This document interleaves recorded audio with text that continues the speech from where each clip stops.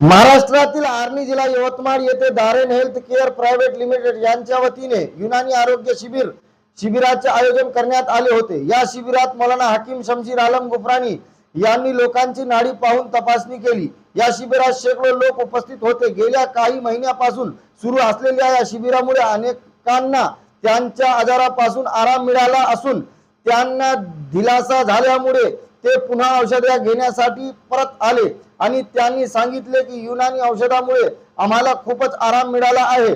नवीन येणाऱ्या लोकांनी सांगितले की हकीम साहेब फक्त हाताची नाडी पाहून आमच्या सगळ्या तक्रारी आणि आजार ओळखतात। आम्हाला काही सांगावे लागत नाही, ते स्वतःच आमच्या सर्व त्रासांची अचूक माहिती देतात आणि तीही अगदी बरोबर राहतात।